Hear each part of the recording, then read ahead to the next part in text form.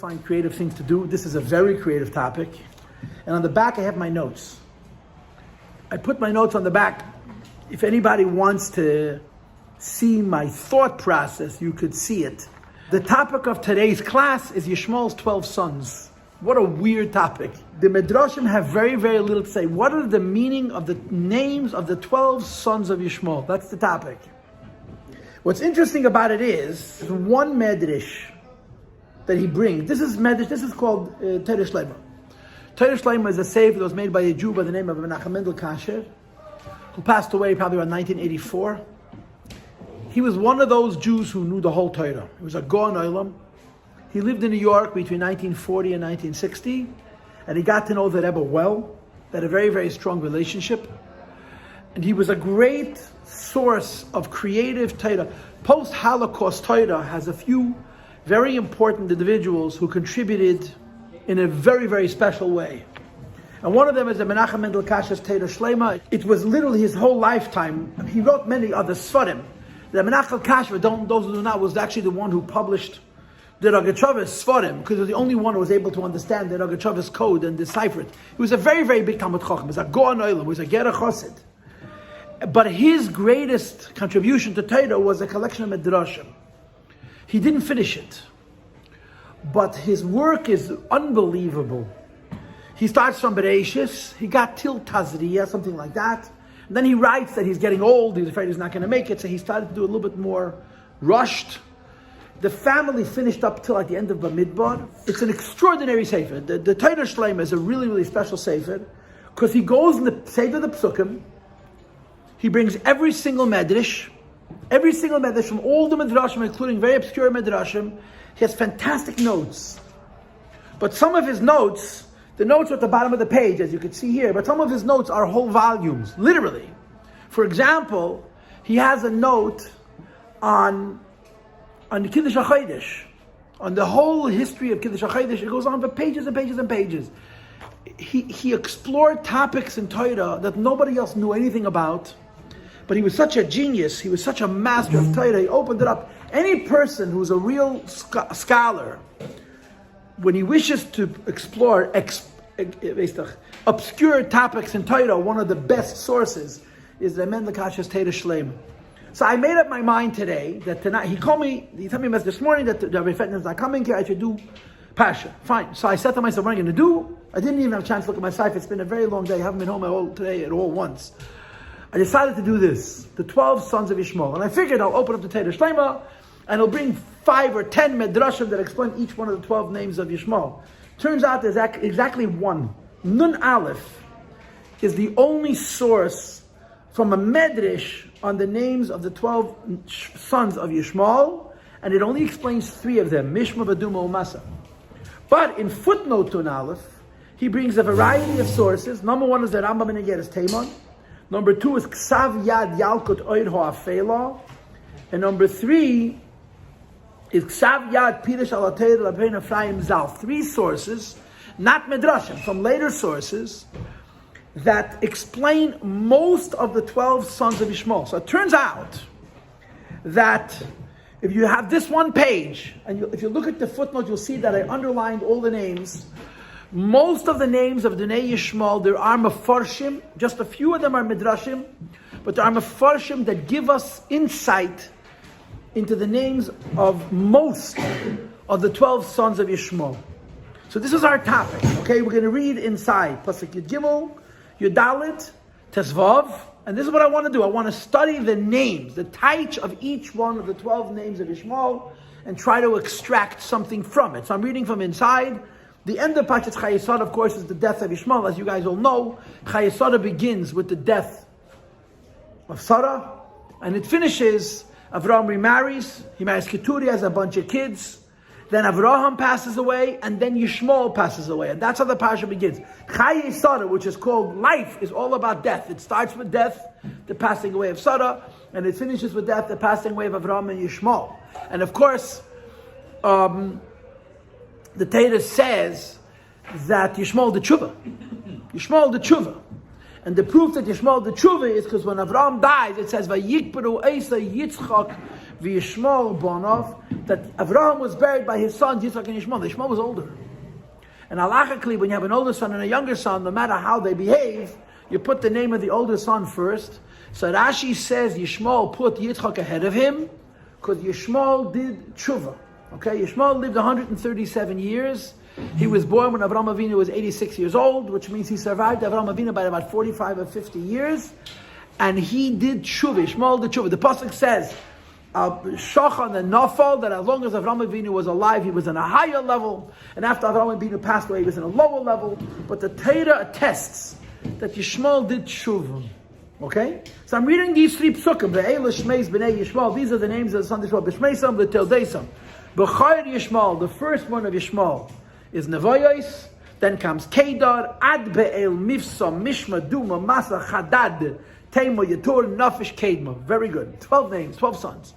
So of course the first thing that strikes you is Yaakov had 12 children. If you remember the Kriyas HaTorah, yesterday's Chitas, then the Vayera, Nachor has 12 children, right? Avraham Avinu has a brother named Nachor. And Avraham Avinu's brother Nachor has 12 sons. 4 from his primary wife, whose name was Milcah. And for those who don't remember from Parshas Noach, Milcah is Sarah's full sister. Milcah and Sarah were sisters. Their father was Haran, and they both married their uncles. Right? Remember Avraham, Nachor, and Haran. Haran died, and he left 2 girls and a boy. The boy was Light. The 2 girls were Milcah and Yiscah. Yiscah is Sarah. Avraham marries one of the sisters. In other words, they both married their nieces. And in last week's Parsha, we learned that Nachor had 12 children. And he also had 8 from a Gvira, 8 from his primary wife, and 4 from his Pilegesh. Just like Yaakov Avinu had 8 children from his primary wives, and 4 from his Pilekshim. And of course, the immediate thing that you extract is that apparently in this family, the number 12 sons, is some kind of a shleimus. Avraham's grandson, Yitzchak, Yaakov Avinu has 12 sons. Avraham's son, Yishmael, has 12 sons. And Avraham's brother, Nachor, also has 12 sons. But when you get to Esav, we got to look. And one of the sweet things to say is that there's a klal in Torah, kol ha'kavod Torah. Sometimes, when you delay it a little, it turns out better. Avraham doesn't have 12 sons. Even Yitzchak doesn't have 12 sons. Yaakov has 12 sons. So by delaying it 2 generations, the 12 children, 12 shvatim, that had to come from Avraham Avinu were tzaddikim. Right? Yaakov Avinu was mitaseh shleimo. All 12 of his sons were tzaddikim. Nachor's 12 sons were Rishayim. One of them was Besuel, who was the father of Rivka. And Yishmael's 12 sons, at least some of them, or most of them, were not tzaddikim. They were whatever they were Beinim, they were Rishayim. But the Torah tells us the names of the 12 sons of Yishmael. And there's a rule in Torah that something is written in Torah. There's an infinite amount of wisdom in it, even if on the surface it doesn't seem to be that way. So we're going to create a class. That's exactly what we're doing. We're creating a class interpreting the names of the 12 sons of Yishmael based on this medrash, on this commentary here, and I'm going to admit that I actually went online and I Googled what is the translation of the word Nevoyes and Kedar and Ad Ve'elu Mifsam. And some of them I found was the Arabic translation, some of them I found was the English translation. So if you look at the back of your sheet, you'll see, this is my incredibly difficult to read handwriting. You have 2 columns. You have 2 columns because in this paragraph here, there's 2 ways to interpret the names of the sons of Yishmael. The first 4 are the ones that we don't know their translation. So I literally Googled what's the translation of Voyes, what's the translation of Kedar. Kedar I really knew by myself. What's the translation of Ad Be'el and Mifsam also I knew by myself. So what I'm going to do now is we're going to study the names of the 12 sons of Yishmael as a succession, as a hishtalshelus. 1, 2, 3, 4, 5, 6, 7, 8, 9, 10, 11, 12. In other words, there are 12 ideas that follow on each other in succession, but we're going to do it twice. The first time it's going to be analysis of Yishmael's family, Yishmael's personality as it plays out in his 12 sons. The second time I'm going to do this, and this is based on this sefer called Ksav Yad Pirish Al Torah, the Lrabbeinu Efraim Zal. I don't know what that is. That book may be published by now, where he says that the 12 sons of Yishmael reflect the Galus of Yidden amongst the Bnei Yishmael. So I'm doing this twice, okay? We're going to study the 12 sons of Yishmael as it represents Yishmael's family, based on his personality, which I'm going to tell you about in a moment. Then we're going to do it again, but the second time we're doing it, we're not doing the 12 sons of Yishmael to study that family, that tradition, that tribe, but because there is an idea of Galus Edom. One of the Galus Edoms is Yidden living in Arab lands, and he says that the 12 sons of Yishmael, in order, teach us about the prospect, the significance of Yidden being in Galus Yishmael. So, I would like you to follow with me. And I want to say first an introduction, then we're going to do the 12 sons of Yishmael based on Yishmael's personality, and then we're going to do the 12 sons of Yishmael based on our Galus amongst Arabs, okay? Amongst Bnei Yishmael. So, Yishmael is Chesed of Klipa. That's what he is. Yishmael is Chesed of Klipa. What is Chesed of Klipa? Chesed of Klipa is liberalism. That's what it is. Chesed of Klipa is permissiveness. Chesed of Klipa is not angry. Chesed of Klipa is not violent. Chesed of Klipa is about taiva. He likes to enjoy pleasure. It's his whole business. And he's open. You have an idea, he wants to pursue it. Chesed of Klipa is not uptight. He's not rigid. He's free. He's frei. The freedom makes him soft. It says in Hasidus, Esav, who's really rigid, when Esav falls to Lo Madreg, he becomes cool, because Esav is Gevura of Klipa, and Gevura of Klipa becomes bloodlust, a desire to kill. Yishmael is just, let's have fun. You have fun, I have fun, everybody should have fun. Taiva, that's what Yishmael is. So Yishmael's Klipa is softness, weakness. There's no principle. Everything's good. You want to have a good time, have a good time. You don't bother me, I won't bother you. And that's the spirit of the family. That's what Yishmael represents. So they're, whatever their Avedas are, they're Shtufei Zima, they're very, very, very indulgent in a Yom of Gili Aroyes, but they're not as angry as the Bnei Esav. They don't have that anger, they don't have that vengefulness. He says, Befedish, they do not have in their personality the Nekama. That's what a lot of the Mifarshim say. The Bnei Yishmael don't have in their personality the Nekama the way the Bnei Esav does. Now you could, of course, ask me a lot of questions about the facts, but we're learning Torah now, and my answer would be to you, not every Arab is a Ben Yishmael, just for the record. But the Bnei Yishmael's Klipa is Chesed. So on that basis, he has 12 sons that represents what happens to Chesed when it's Klipa. Now I'll explain to you what this means, okay? The definition of Kedusha is balance. The definition of Kedusha is Chesed and Gevura together. So people are supposed to be kind, people are supposed to be forgiving, but there's limits, there's rules, there's order, and there's a point a person crosses where that person has to be punished. Klipa is like America. You have the Democratic Party, the liberals. The liberals want to say everything is okay, there's absolutely nothing which is prohibited. And then you have the other party which is very, very angry. And they want to say that nothing is okay. And everybody takes an extreme. That's the nature of Klipa. In Kedusha there's balance, in Klipa there's an extreme. So if this was Esav, we would be describing a bunch of angry people. They're very principled, they fight for what they think is right, but it devolves into cruelty. Yishmael is permissiveness, but the permissiveness results in absolutely no constraint, no limits whatsoever. By the way, the Rambam writes about Gili Aroyes. The Rambam writes about the reason there have to be laws of morality is that if people say everything is okay, it leads to jealousy, that leads to violence. That's what the Rambam writes. The Gili Aroyes is the Klipa of Chesed. Permissiveness, do whatever you want. It's the Klipa of Chesed. But the Rambam writes, when people are too permissive, they end up creating jealousies, which ends up being violent. But B'chol Leifin, the Midah of Yishmael is Chesed of Klipa, and we're going to explore the Midah of Yishmael as such. Nevoyes. The B'chayr of Yishmael is Nevoyes. Nevoyes, amongst other things, means words. Nevoyes has the same shayrish as the word Nevuah. Nevuah means to talk. Okay, how much do you talk? A person who's a chesed person doesn't know when to shut up, he talks. And there's not a lot of substance to his words, he just talks. And people who talk a lot, and they present nothing that has a lot of substance, it doesn't necessarily make them happy.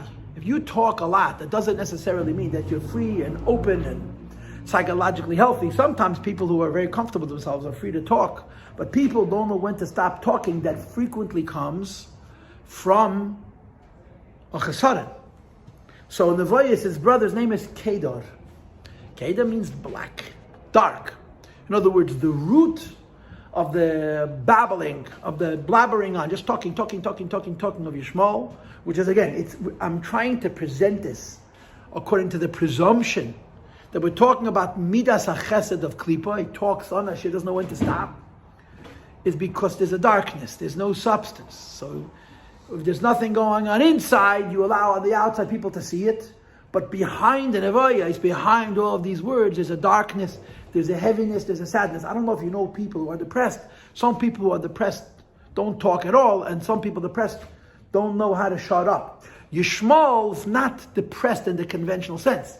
There's just nothing going on inside. It's all luft. So he talks, he just wins, he just babbles.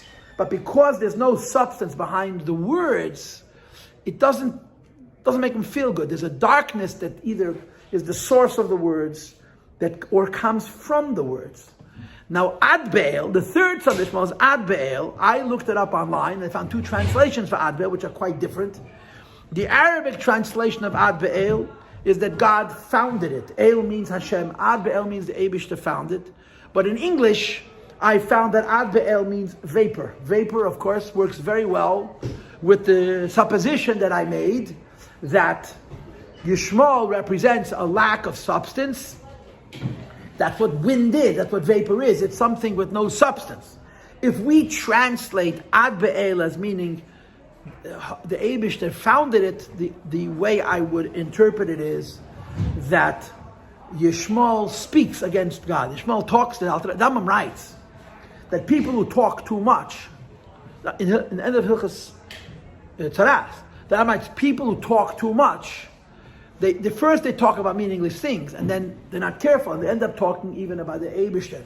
So that's how I'm translating Ad Be'el. Either Ad Be'el means no substance, vapor, wind, or Ad Be'el means that they babble, and they babble, and they babble, and they find themselves talking against the Eibishter.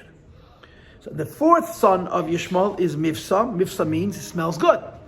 What does it mean to smell good? The only thing that matters is what people see on the outside. There's very, very little substance inside. And because there's very little substance inside, I babble on and on. I babble so much, I can end up talking against the Eibishter, as long as it looks pretty. Those are the first four sons of Yishmael. These four sons they represent the Midas Reis of Yishmael, the negative Midas of Yishmael. But the last 8, listen to this. The last 8, which this I don't have to make up. This I'm taking straight from Ksav Yad, ילקוט, האפילה. It's only the first 4 that I had to make up. He says something wonderful. The last 8 are the Midas Tevis of Yishmael. Since Yishmael is only a chesed of Klipa, Yishmael is permissive. He's a liberal. He wants to have a good time. He wants to have pleasure, but he doesn't mind if you have pleasure also. He's not cruel. He's not vengeant. So the first 4 names, the first 4 sons of Yishmael denote a lack of substance. The last 8 names of the sons of Yishmael, he writes, shows on the Maila b'nei Yishmael. And the gist of it is, the essence of it is, that the b'nei Yishmael are not vengeful. They don't, you hurt them, okay, so if you have a fight, they fight back. But they don't hold a grudge and they keep hating you forever and they have to take revenge against you. And again, if you're going to ask me, what about the modern day Muslim? I'm going to answer you, not every Arab is a b'nei Yishmael. But this is a sefer called ילקוט, האפילה, who proposes that Yishmael's family, because their midah is chesed, in fact a chesed of Klipa, but they're soft. So they're not angry. And therefore Mishma, they hear people insulting them, Veduma, and they keep quiet, Umasa, and they carry it. Umishma, Veduma, Umasa, they hear people making fun of them, and they don't say, oh, you earned my honor, so I have to go to make a duel and shoot people and all kinds of nonsense. Okay, so you embarrass me. It's a symptom of the midas hachesed of Klipa of Yishmael, that even though it's a midah ra, but because it's a soft midah ra, it doesn't have nakama. So mishma, it can hear others insulting them, making fun of them. Duma, so the word dmama, to be silent. And masa, they can carry it. They can carry the insults. Go ahead. Can you technically say that Yishmael's descendants took certain traits of him, and certain traits they took from the other side. What is the other side? The other side, during Egypt, that he intermarried. Of course, yeah. So we don't know who Bnei Yishmael are, but whoever they are, they have these traits. Now, then he continues, and again, all of this, I gave you both sides of the sheet. You have if you look at this footnote, you'll see everything I'm telling you now. This is all from Sefer ילקוט האפילה. Chadad, because the Bnei Yishmael not so angry, because the Bnei Yishmael don't have to take revenge, they don't have to make it right when you speak bad words, so they're free to develop their minds. Chadad means their minds become sharp. Tema, now Tema means you can spell it with a hey or with an aleph. If you spell Tema with a hey, it means they ask a lot of good questions. If you spell Tema with an aleph, it means they learn well.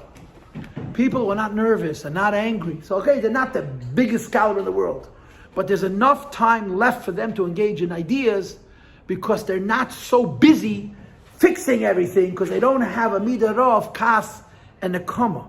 So chadad means their minds are allowed to be sharpened for chokhmah. Tema, they speak words of wisdom. Yitur is the most interesting one of all.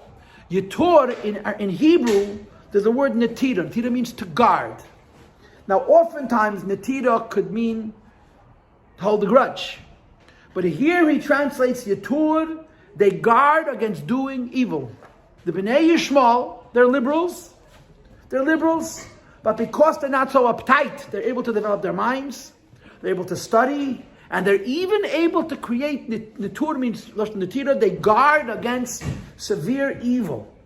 Nafish, they have many mitzvahs. Nafish in Aramaic means many.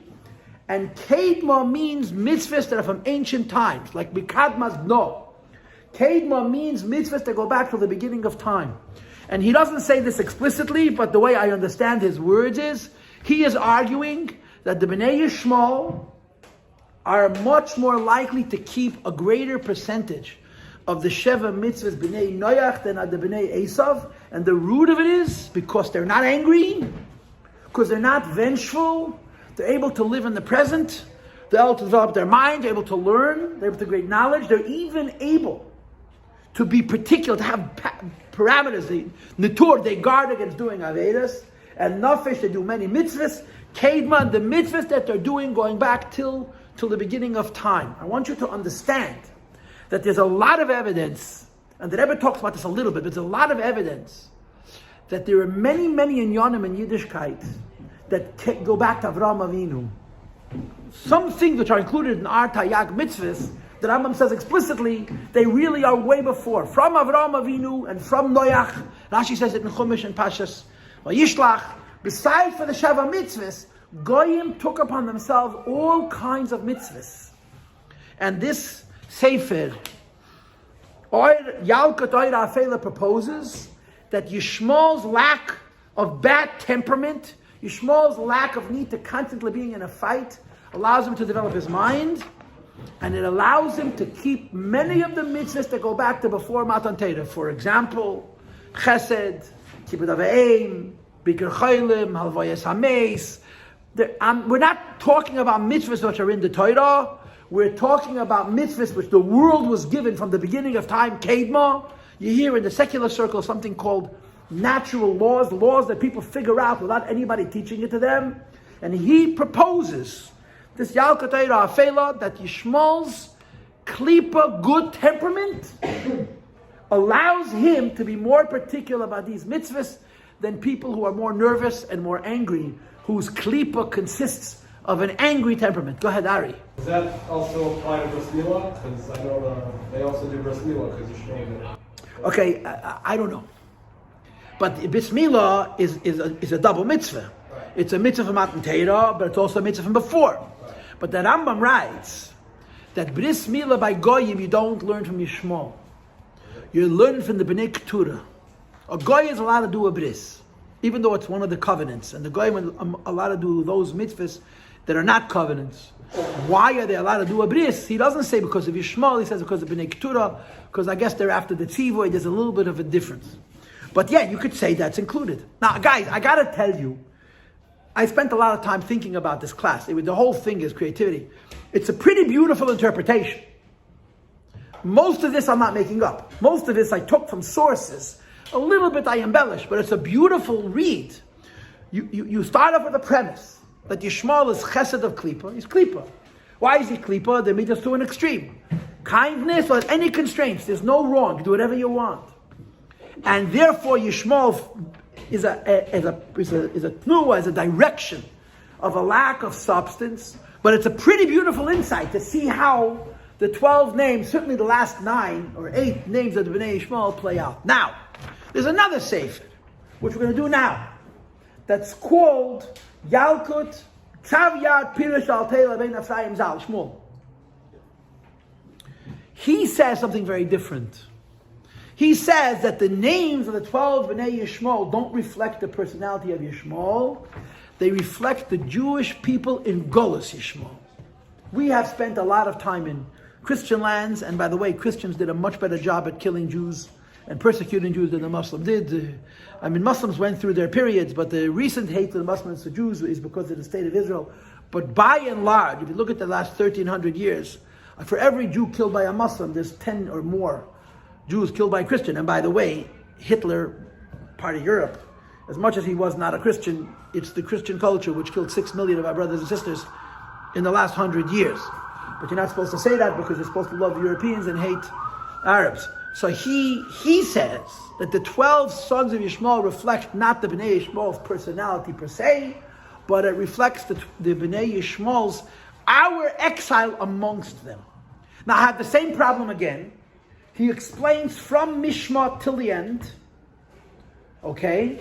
But he doesn't explain the first 4. So I gotta invent it, okay? So these 4 I'm sort of making up. So guys, what are we doing here? Go ahead. Well, why doesn't he explain it? Because this is the beginning of the Torah, so he's going to have plenty of time to write about them. Who's him? These Mifarshim? Yeah, why didn't he? It's fascinating to me. I honestly, I don't understand. It's very curious. The last 8, there's 2 different sources that explain them in 2 different ways. The first 4, it's like there's nothing. And I looked. I even went to Google, and I'm embarrassed. I hate to go to Google because I think it's such a secondary source. I couldn't find anything. So we're going to start off with Nevoyos.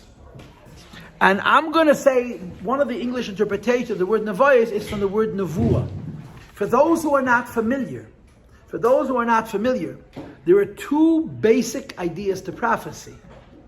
There's the inner dimension of prophecy and the outer dimension of prophecy.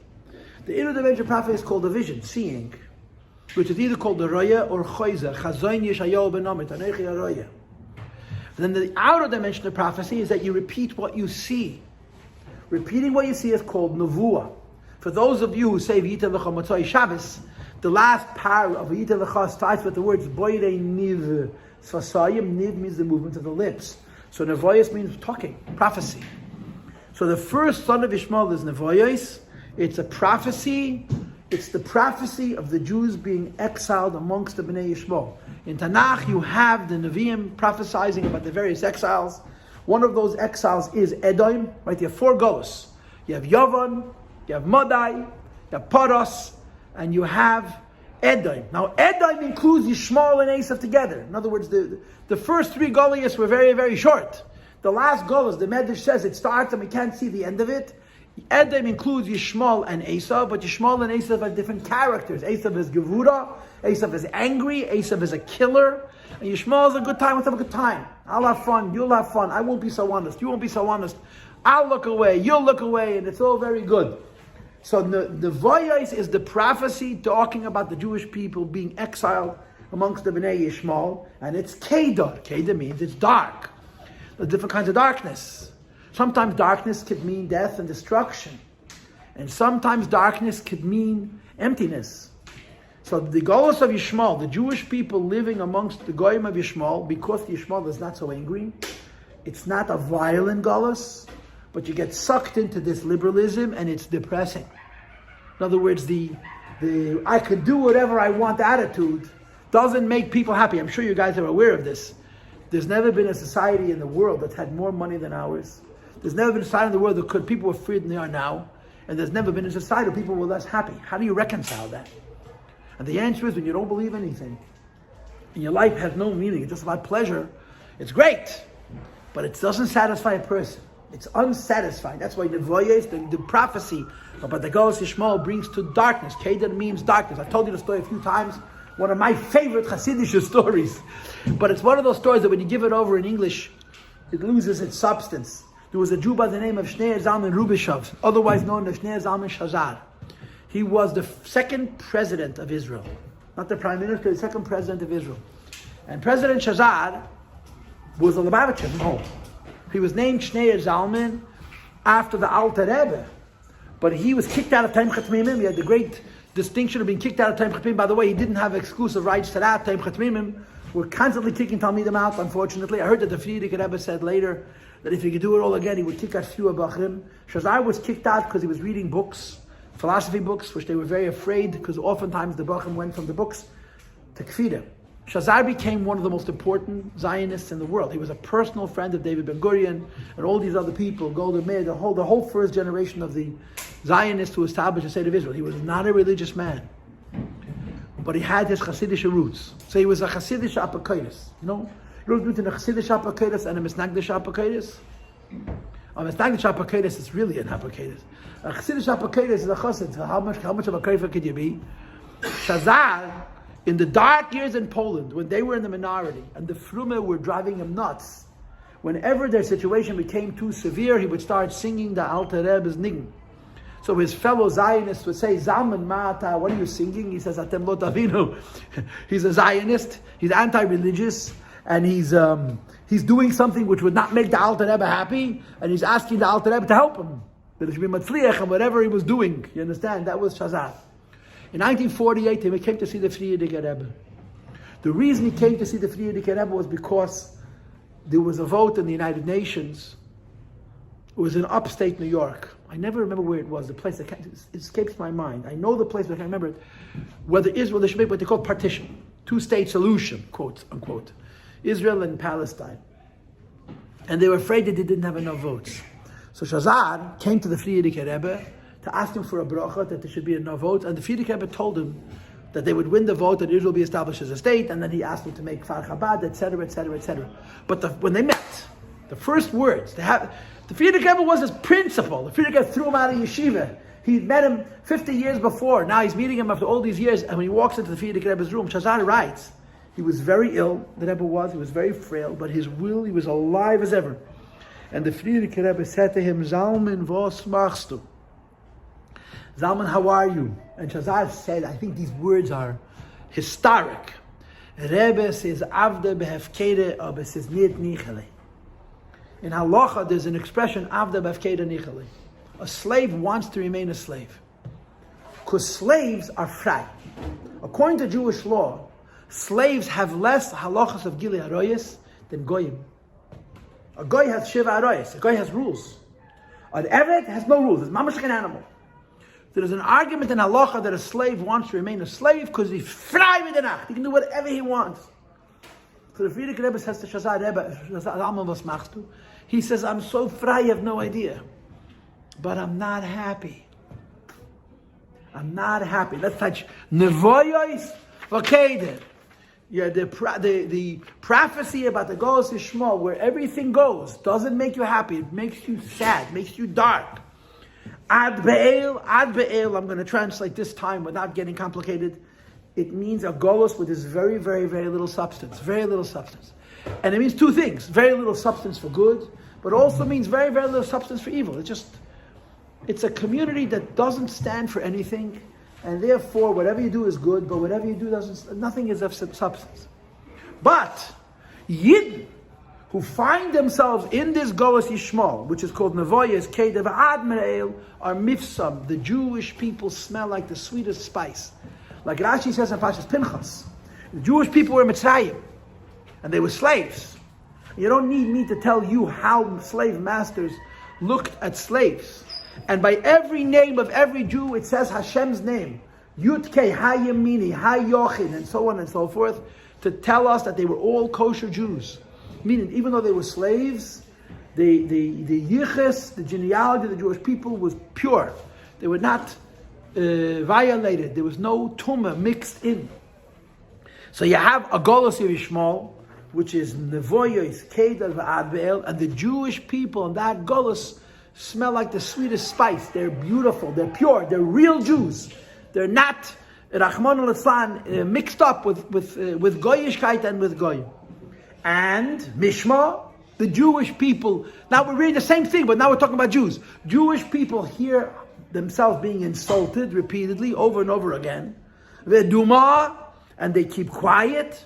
And Masa, and they carry this burden because it never finishes, right? The insults and the people have 101 reasons why Jews are terrible people. We hear it and we hear it and we hear it and we keep quiet and we carry it. And therefore, Chadad, the Jewish children who are going to Chadarim are very, very sharp in their learning and understanding of Torah. We have all this pressure from the outside and we don't react to it. So the kids who are growing up under those conditions find themselves to be very sharp in understanding Torah. Tema means they teach Torah. He brings this sefer. פירוש התורה, לרבינו אפרים says Tema means like v'chi Tema, that they learn the Torah. Yetur, and he translates the word Yetur like Tura meaning a mountain. So Chadad, they're sharp.